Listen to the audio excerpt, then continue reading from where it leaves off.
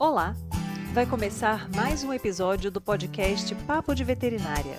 Eu sou Thaís Rocha e uma vez por semana eu converso com profissionais da medicina veterinária sobre trajetória e escolhas que moldaram sua carreira.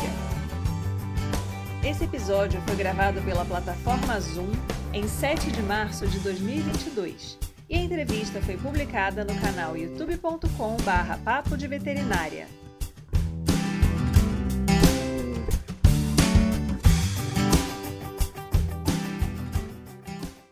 Alexandre Daniel, médico veterinário graduado na USP de São Paulo, cumpriu o programa de residência em Clínica e Cirurgia de Pequenos Animais e mestrado na mesma instituição.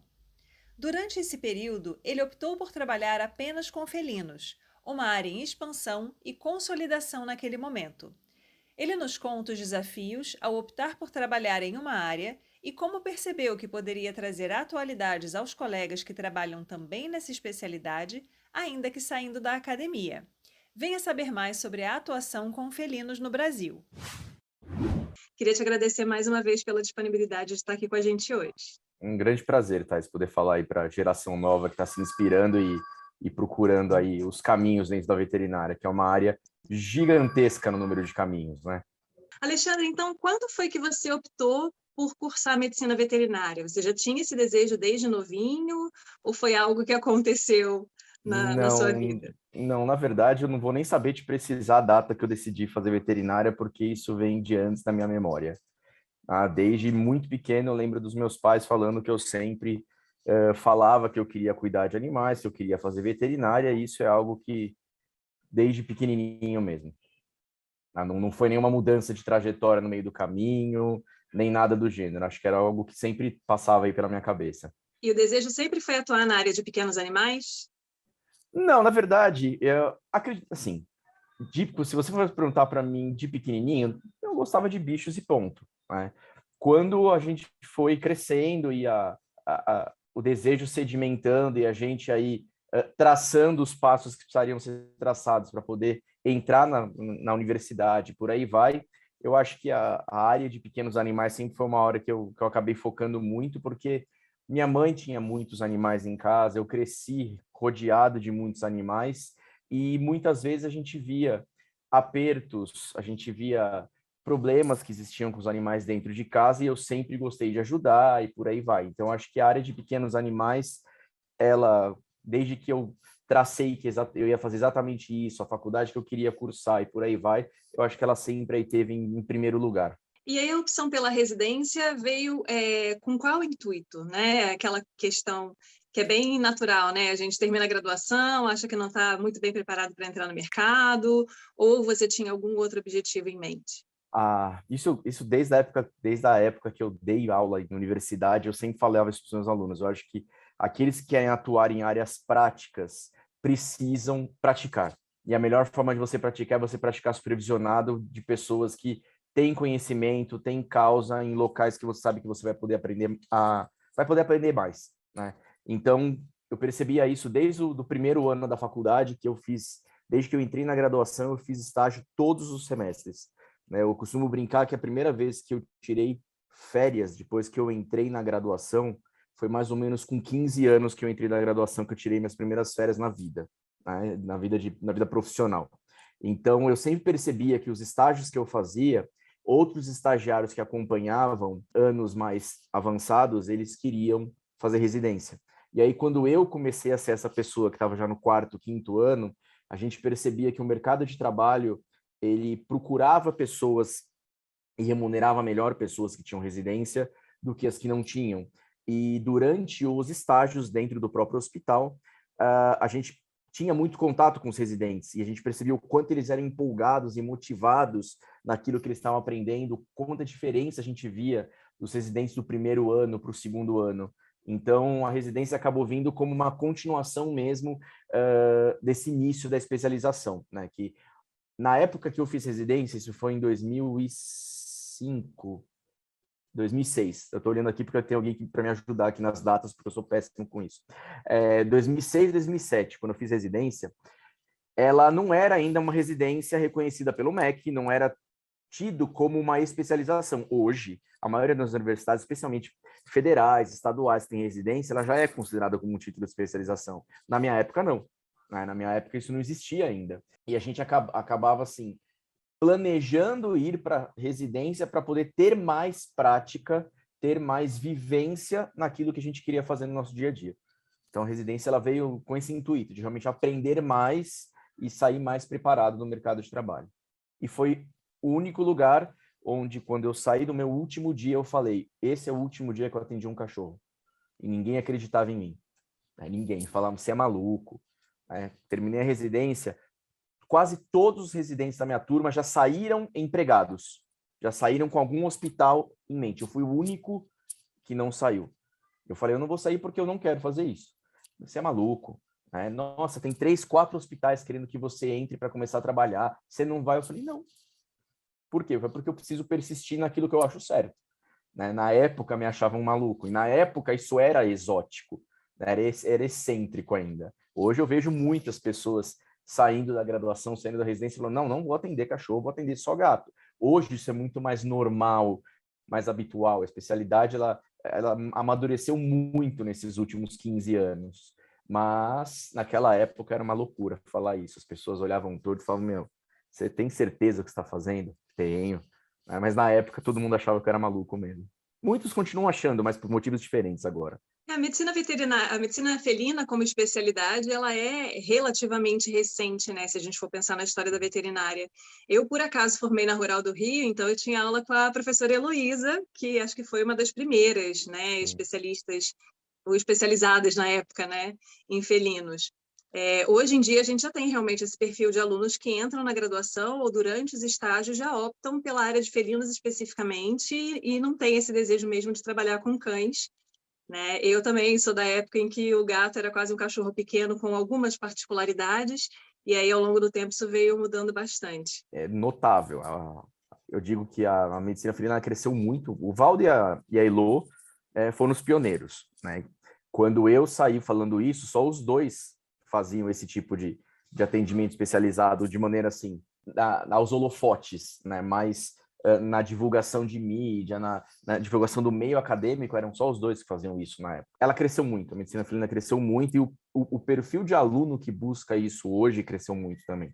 Né? A medicina felina ela já é reconhecida como uma especialidade pelo Conselho Federal, mas ainda não teve nenhuma prova, já é conhecida há muito tempo, né? Mas infelizmente a gente não tem nenhuma notícia aí de se isso vai sair ou se não vai. Né? Sair já saiu, mas se vai vingar, se vai rodar ou se não vai. Né? Mas realmente na época que eu decidi fazer isso era bem mais embrionário. Alexandre, você acha que já é interessante para o aluno, durante a graduação, começar a fazer esse direcionamento para a área específica de felinos, ou que talvez não, como a gente não sabe, né, muito bem o dia de amanhã, e a gente tem um número muito grande de cursos, né, muitos médicos veterinários caindo no mercado anualmente, ou às vezes até semestralmente, talvez seja interessante o aluno deixar para direcionar essa formação de forma um pouco mais tardia, depois de já ter uma vivência profissional, talvez até uma residência, como você fez, né? Primeiro, para ter um pouco mais de prática, e aí sim sedimentar esse desejo de trabalhar numa área tão específica. Não recomendo que vão diretamente para a área específica. Eu só falo para todas as pessoas que me fazem essa pergunta. Não foque especificamente nisso.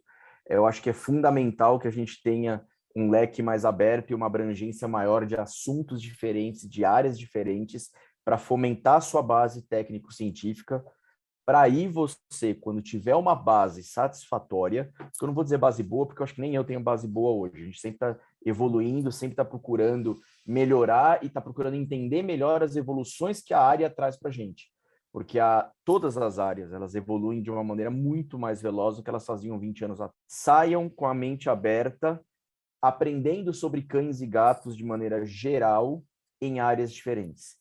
Vai aprender um pouco de cardio, um pouco de gastro, um pouco de respiratório. Eu vi, você certamente vê isso, e eu vi isso muitos anos, quando eu dava aula na graduação, aquele aluno assim, no terceiro ano, eu quero ser cardio, eu quero ser cardio, eu quero ser cardio, eu quero ser cardio, ele está fazendo estágios com cardio, ele está fazendo cursos na cardio, aí ele faz isso no terceiro ano, no quarto ano, no quinto ano, ele se forma, ele já está inscrito numa especialização de cardio, faz especialização, faz tudo na área, acabou, pronto, eu sou cardio.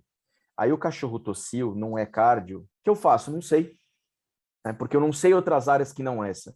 Então, todo bom especialista tem que ser um bom generalista, sempre, né? Toda pessoa que quer seguir, seja uma especialidade por espécie, como a medicina felina, seja uma especialidade por sistema, como a cardio, você tem que ser um bom clínico geral. Você não recebe o coração sozinho na sala, você não recebe os rins sozinhos na sala, você recebe o animal como um todo. Você precisa entender as interações, você precisa entender que sistema influencia em qual sistema, trabalhar com outras pessoas, entender o senso de equipe. Então, é fundamental que você tenha uma vivência abrangente para depois focar na área que você quer, seja ela medicina felina, seja outra área. Tá? Então, é fundamental que a gente tenha essa questão de vivência multifatorial para depois focar mais especificamente. É bem comum esse desejo do aluno, né, de gostar muito de um sistema, de uma especialidade, já querer formar ultra mega especialista e não saber o básico do básico, porque é uma questão que a gente sempre traz, né? A universidade, né, a graduação é uma vitrine em que você tem uma pincelada. Com o nível de conhecimento que a gente tem nas diferentes áreas hoje em dia, o que a gente tem ao longo de uma disciplina é uma pincelada dentro de tudo aquilo que existe para saber naquela área. Né? E a pessoa já sair direcionando tanto para uma área muito, muito específica, acaba sendo bem complicado para o futuro da pessoa, né? Porque a gente não sabe o dia de amanhã quais oportunidades vão surgir, né? Exatamente. Eu acho que tem dois pontos aí muito interessantes de a gente comentar. As gerações mais novas, elas estão mais imediatistas. Então, elas estão ansiosas em querer focar em uma área específica. E isso as atrapalha. Né? Dar 2 passos para trás, às vezes, não é retroceder. Né? Preparar o que você vai fazer para frente. E isso, muitas vezes, essas gerações mais novas não têm esse tato, né? Esse diferencial em entender que isso vai ser importante. Segundo, o nível de conhecimento técnico está muito acelerado. A gente não tem isso especificamente na medicina veterinária, mas a gente tem isso em dados de medicina humana e de áreas das biológicas humanas, como odonto, fisioterapia e por aí vai. O número de publicações científicas ela está dobrando a cada mais ou menos 5 a 7 anos. Então, assim, é impossível você conseguir se manter atualizado em uma área muito grande constantemente. Então, é importante que você tenha um conhecimento básico na área geral e depois você foque para que você consiga continuar como um bom especialista, mas sem deixar de ser um bom generalista. Na nossa época, não existia Sci-Hub, na nossa época não existia a facilidade que tem de revistas eletrônicas hoje e muito menos revistas open access. Hoje a gente tem revistas excelentes para quem trabalha na área de pequenos animais, como o Journal of Veterinary Internal Medicine, que não são mais pagos. O Journal of Medicine and Surgery, a partir do ano que vem, vai ser uma revista open access também. Então as revistas já estão entrando nisso, que é uma coisa sem volta. Então, eu acho que na nossa época a gente tinha que pedir lá no Comute para vir o xerox do periódico da outra biblioteca. Hoje é muito diferente. Então, isso também atrapalha, porque o número de informação é tão grande que você panica, né? Você fala, vou querer fazer tudo ao mesmo tempo e funde.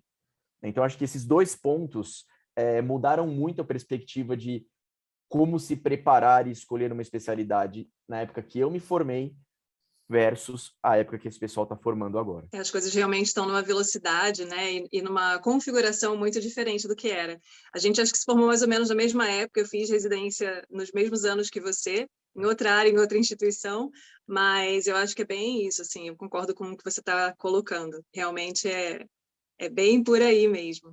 E aí a questão, né, de você buscar reconhecimento internacional, né, reconhecimento por colégios americanos, enfim. Como é que foi esse direcionamento ao longo da sua carreira? O que trouxe essa necessidade, né, de especialização e de titulação para você? Vou dizer para você que eu não digo que foi uma necessidade, isso era uma questão pessoal minha. Quando eu decidi que eu ia trabalhar só com gatos, eu decidi isso porque eu via que na faculdade, nos estágios, eu fiz estágio dentro da universidade, na USP, a gente só podia fazer estágio no hospital a partir do 3º ano. Antes, naquela época, você não podia entrar nas áreas práticas. Então, eu fazia estágio em outros lugares, né? E a partir do 3º ano, eu comecei a fazer estágios dentro do hospital. E eu sempre percebia, na USP, a gente tinha, na época, as fichas de cão de uma cor, de gato de outra, nos envelopes para chamar. E eu sempre via que as de gato sobravam. Quando eu tinha que levar meus gatos para o veterinário, antes de eu entrar na faculdade, ou quando eu estava no estágio em outros locais, eu via como o gato ele era mal interpretado e ele era o cachorro que usa caixa de areia. E eu falava, meu, isso não está certo. E eu já percebia em congressos fora o número que a gente tinha de salas específicas para gatos, livros específicos para gatos. Eu falava, gente, mas ninguém está prestando atenção nisso aqui. Né? A gente tinha na época, era só a clínica do Valdo, e a clínica do Valdo ainda atendia cachorro junto, ele só atendia gato, mas a clínica não era específica. Né? Tinha da Elo no Rio, tinha uma em Curitiba. Aí você falava, meu, tem alguma coisa errada.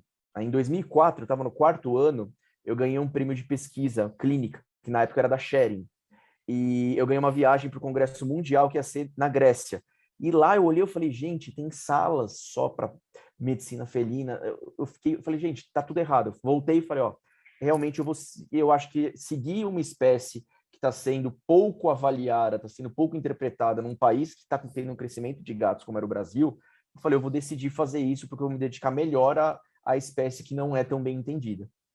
Então, me formei, fui para a residência, saí da residência, entrei no mestrado e eu comecei a perceber que dentro dos congressos e dos cursos que a gente tinha no Brasil, a gente não tinha nada que ele mostrava os avanços, mostrava as atualidades. Mas quando eu ia para fora, eu via ano a ano as coisas mudando e eu falava, gente, mas a gente precisa começar a trazer isso para o Brasil. Então eu comecei a frequentar mais, de maneira mais periódica, congressos fora, comecei a procurar bases científicas fora para me inteirar e trazer as informações para cá, e foi nessa que eu descobri como que fazia para ter o título americano de especialista, que as melhores figuras que eu tinha e tenho até hoje de palestrantes internacionais são palestrantes que trabalham especificamente com gatos e têm o título de especialista da BVP.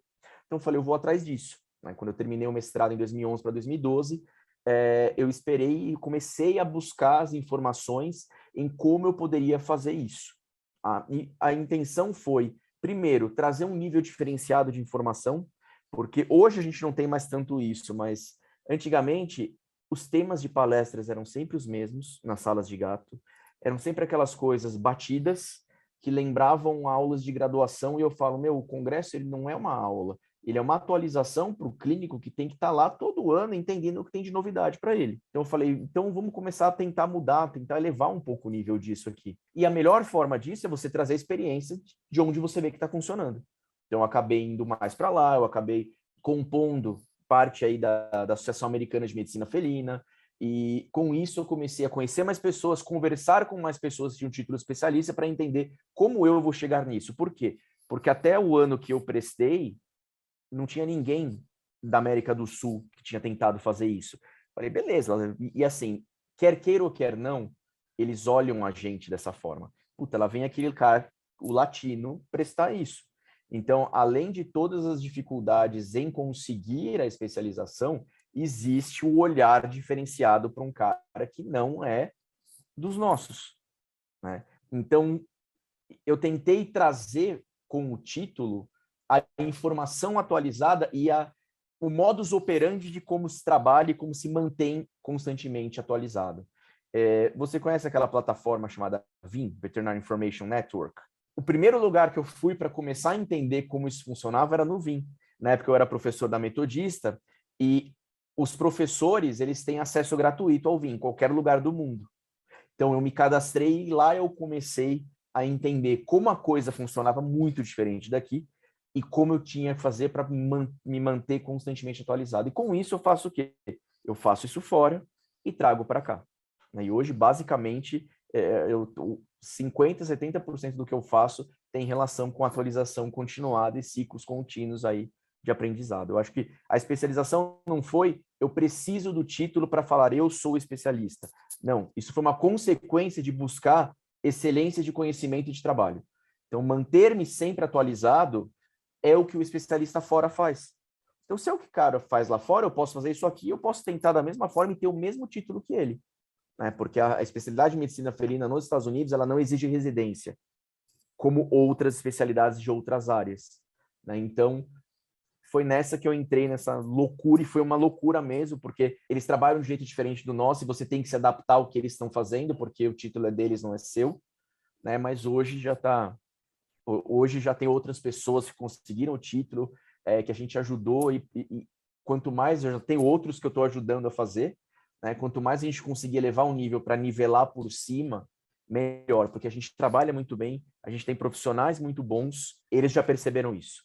Né? Eles já perceberam isso, tanto que agora está muito mais aberto e muito mais tranquilo para conseguir fazer isso. E é bem bacana, né? Porque muitas vezes o que a gente vê é exatamente uma emigração, né? A pessoa percebe que o nível lá fora é melhor do que aqui, que eles têm, né, uma especificidade maior naquele trabalho, e muitas vezes a pessoa pega e sai do Brasil e vai embora e leva toda essa bagagem com ela. E você fez o caminho exatamente oposto, né? Você faz esse intercâmbio de lá para cá e vem ajudando a nivelar, porque a gente vê, né, no seu perfil a divulgação de várias palestras, cursos de formação e uma série de ferramentas que você vai oferecendo para as pessoas conseguirem acompanhar essas atualizações também. Então, isso é muito importante. Exatamente. Depois que eu titulei, eu recebi mais propostas de lá para ir trabalhar, e eu falei, não só americanas, mas europeias também, porque principalmente Inglaterra, França, eles reconhecem bem esse título. Eu falei, é outra pegada, minha família está aqui, vamos continuar por aqui, fazer dessa forma e ver até onde vai. E não me arrependo mesmo. Não me arrependo de continuar aqui. Eu sei que a gente tem uma série de problemas sociais, muito diferentes de fora, mas a gente também tem muita coisa legal, muita coisa boa que me mantém ainda trabalhando dessa forma. E essa opção, né, a gente percebe que tem muitos profissionais que são muito gabaritados, né, que têm assim uma boa formação, que são referências na área, que acabam saindo da docência e passando para um formato, né, mais privado ali de educação, de participação em cursos, enfim.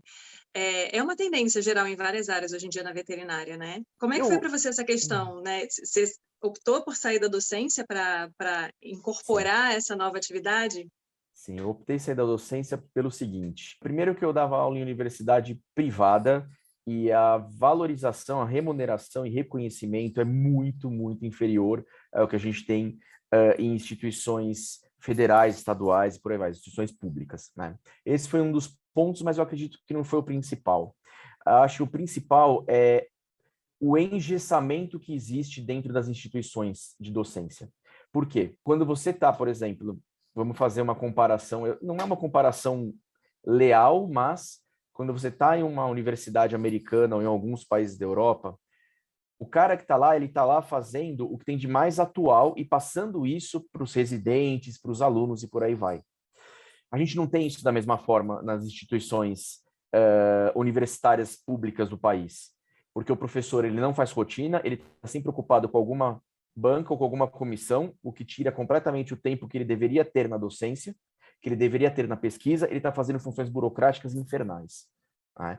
Então, esse é um dos motivos. Né? Eu acabei saindo por quê? Porque eu falei, eu não vou, nem fui para o doutorado por isso. Eu falei, o mestrado e parei, eu falei, eu não quero isso, eu não quero me engessar e também ter toda aquela coisa, não é não respeitar a hierarquia, mas é não poder trazer o que tem de mais novo, porque tem algo que faz alguém que faz algo mais antigo naquele local e tem que continuar sendo do jeito dele enquanto ele está lá. E eu falei, eu acho que a gente tem que sempre nivelar por cima e trazer o que a gente tem de melhor para o nosso aluno e para o nosso paciente. Então isso me fez desistir de uma carreira docente universitária pública e não continuar na instituição privada.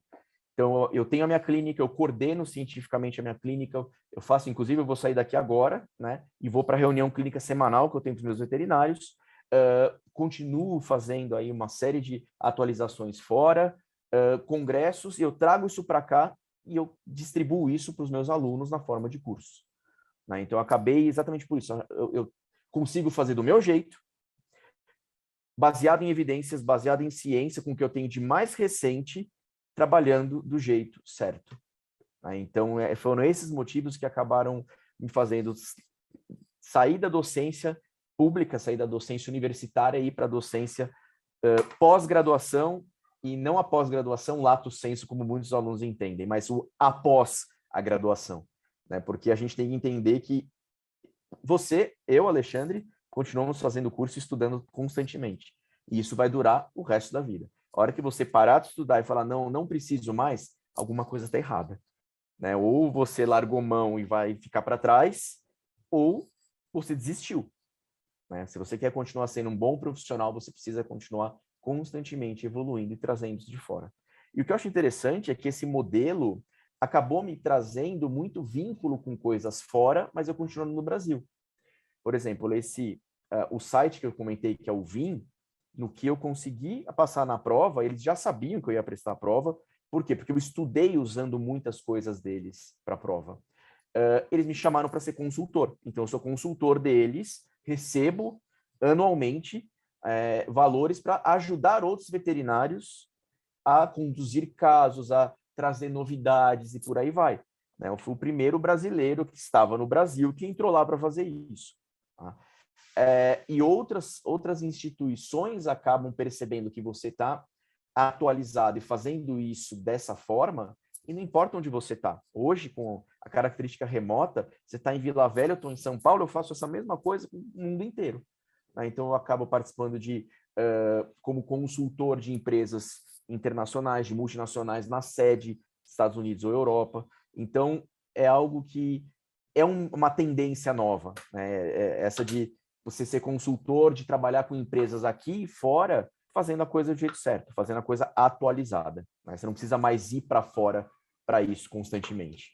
É uma mudança muito interessante de perfil, né? Como a construção da reputação profissional, ela vem sofrendo mudanças com essa modernização, né? Com a possibilidade de trabalho remoto, né? Então tem realmente esse aspecto que você comentou, né? Você não precisa estar fora do Brasil para ser reconhecido e oferecer, né, o seu know-how ali para outras instituições, inclusive internacionais.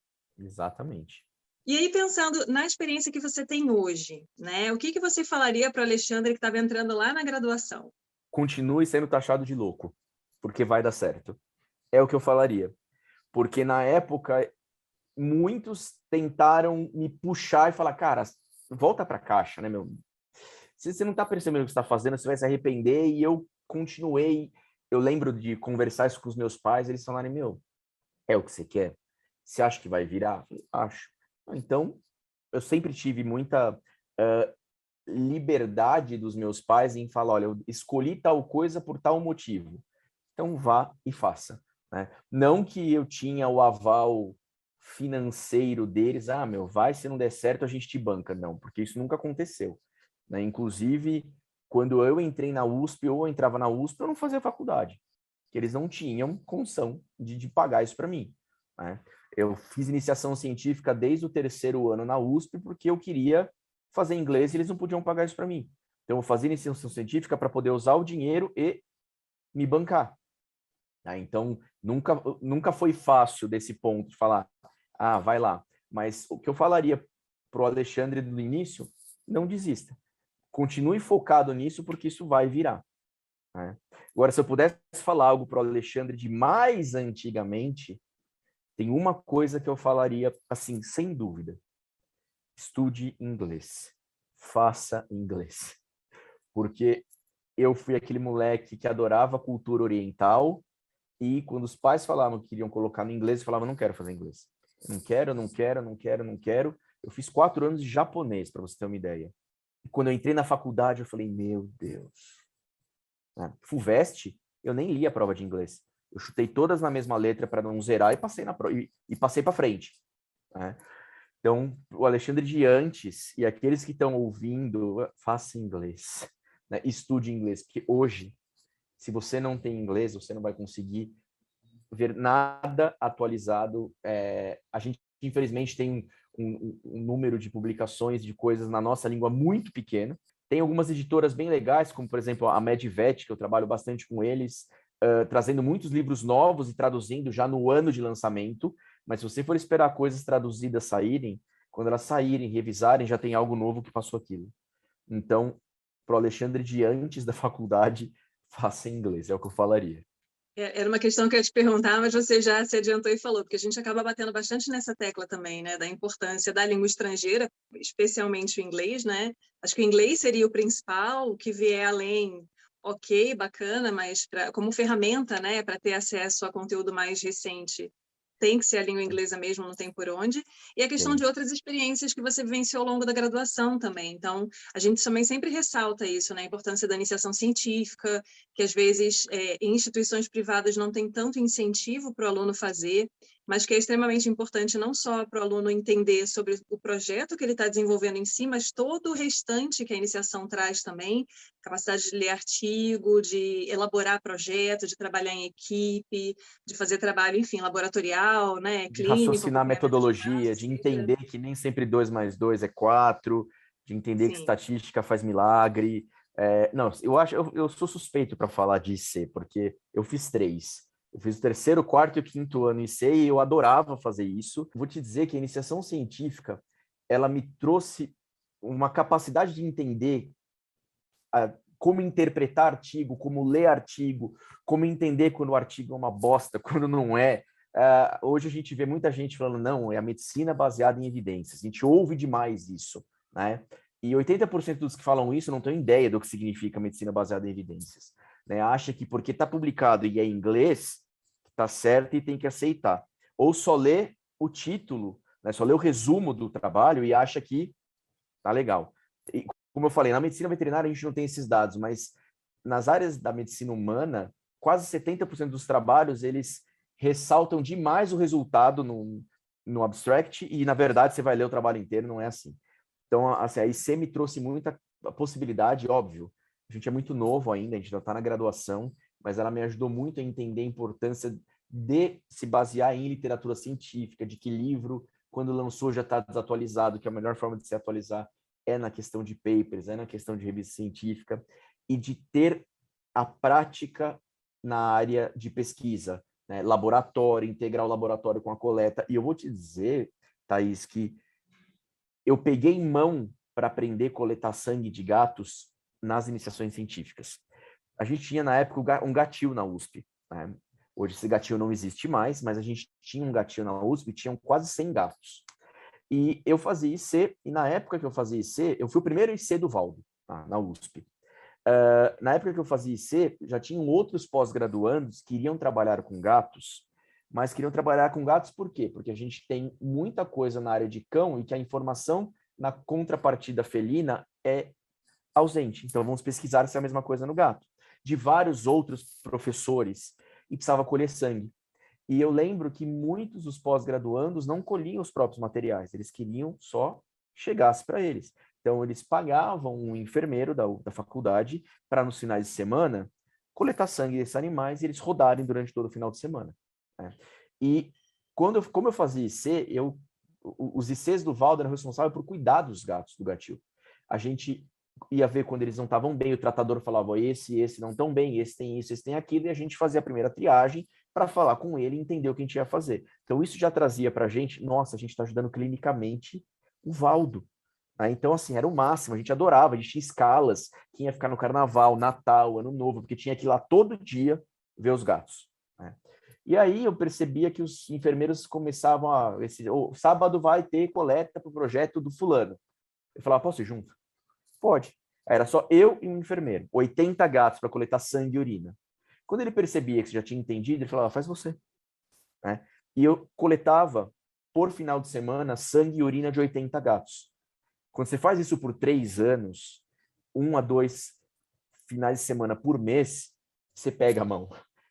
Então, assim, eu saí da faculdade coletando sangue melhor que muitos veterinários com 10 anos de formado. Então, a IC traz muita experiência boa para a gente. Se você tiver um professor que te oriente, que atue na área clínica, a área que você gosta, vá atrás dessa pessoa, mostre que você tem interesse, seja dedicado, cumpra horários, né? Cumpra o que você prometeu.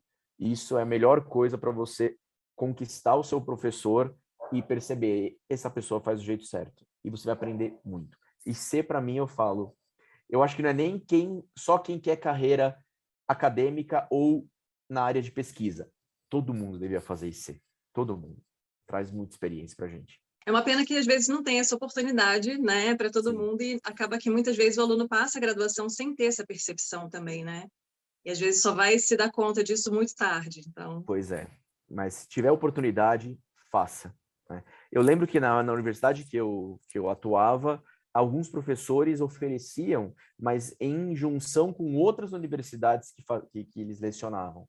E eu tinha alunos que iam procurar professores de outras faculdades para fazer. Mesmo, é mais trabalhoso? Com certeza. E aí, pensando nas questões, né, de dia a dia do médico veterinário, né, a gente sabe que tem uma ênfase muito grande a questão de saúde mental, da carga psicológica, de você atender animais de tutores, né, toda a responsabilidade de trabalhar com vidas e etc. Como é que é esse aspecto mais particular da vivência com pequenos animais para você? Como é que você Olha, lida com essas questões?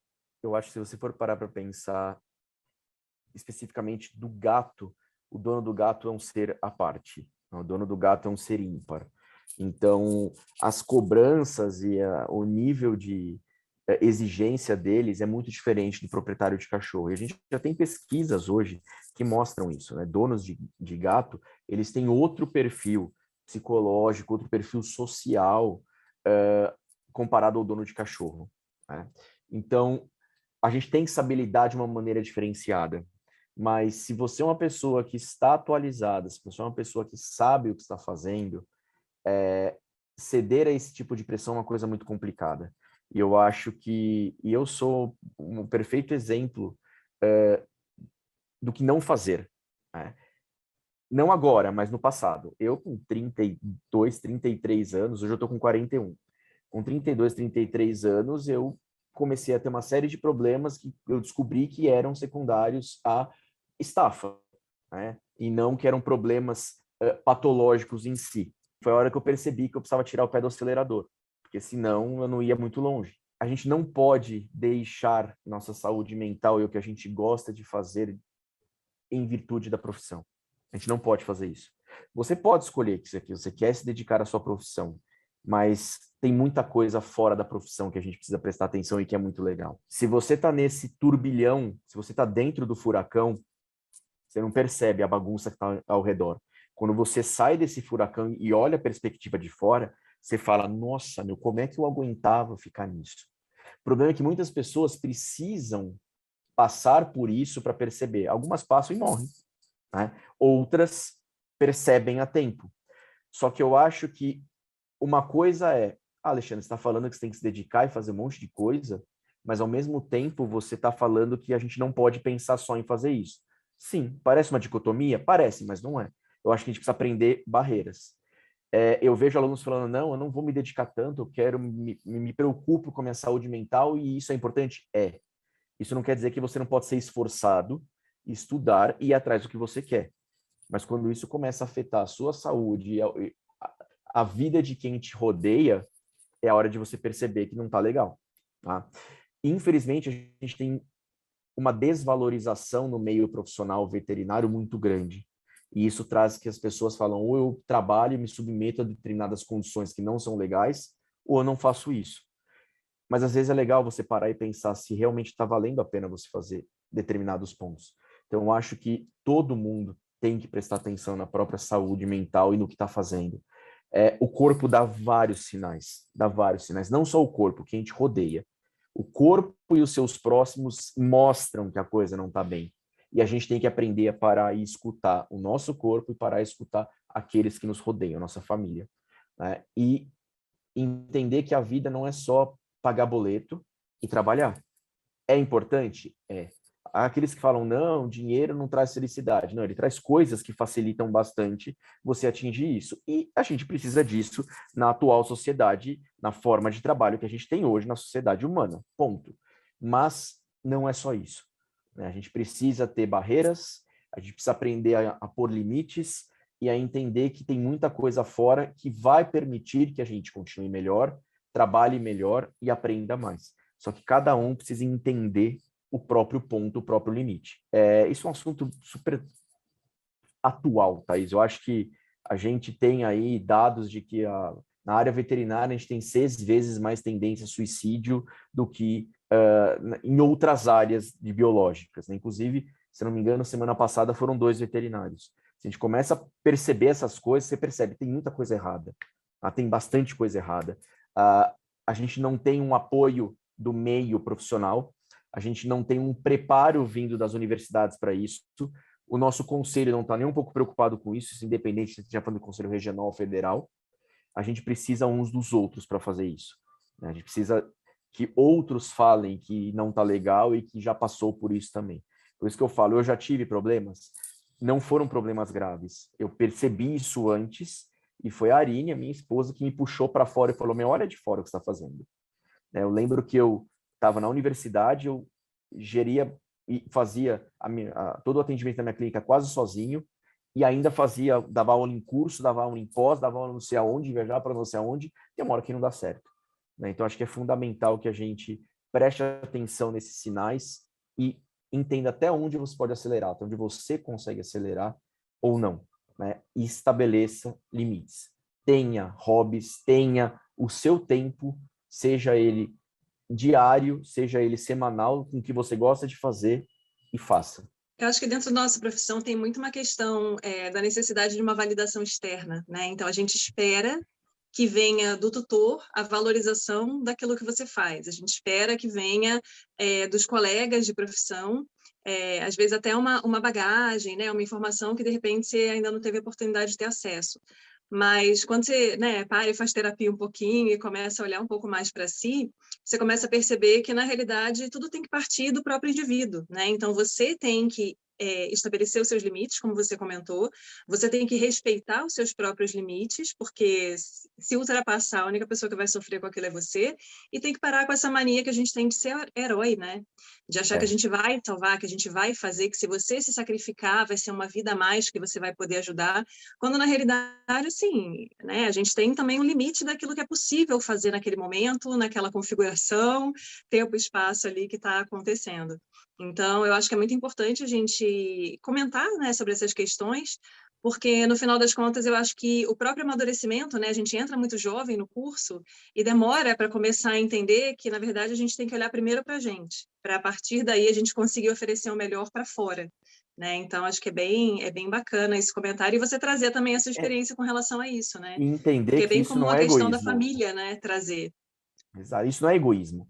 Tem gente que fala, não posso pensar que eu preciso eu fazer dessa forma e não, isso não é egoísmo. É importante prestar atenção para si mesmo. É importante você ter coisas diferentes a fazer para poder focar de outra forma. E é importante entender que o proprietário, muitas vezes, infelizmente, isso é o mundo todo que faz, isso não é só aqui. As pessoas acham que só no Brasil que isso acontece. O proprietário vai querer colocar em você a culpa que é dele. Não pegue para você o que não é seu. Isso vale para tudo na vida. Não é só para o que o cliente vai falar. Olha, o gasto está sem comer há 12 dias. Tá? Eu não deixei você fazer nenhum exame complementar. Ele morreu, a culpa é sua. Não, não é. Não é. É a questão da barreira e a questão de não pegar para você o que não é seu. É o famoso, esse baldinho não é meu, né? Esse baldinho é do coleguinha, é do tutor, é de outra pessoa, é de outra esfera.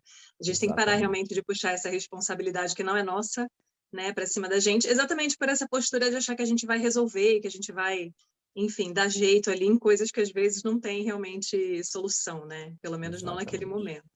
Exatamente.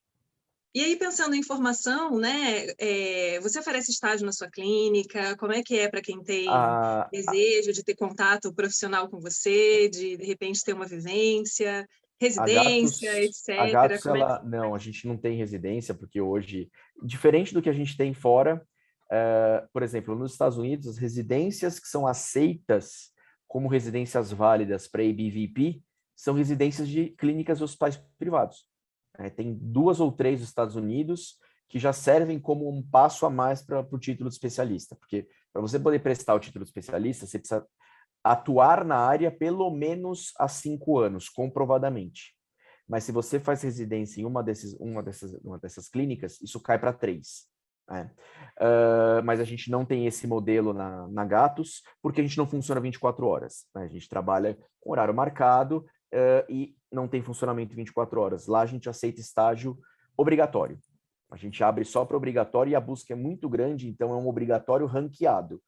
A gente analisa os currículos de todos os alunos, ranqueia, e os melhores ranqueados vão fazer estágio.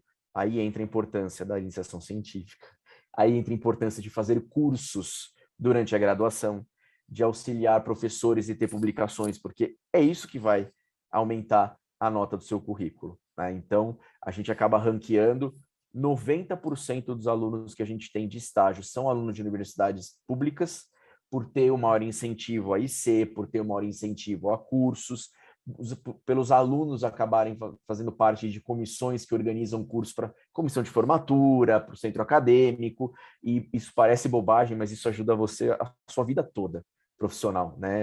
São coisas que a gente acaba não dando o valor necessário naquele momento, e depois você olha para trás e fala, nossa senhora, faz muita diferença, né?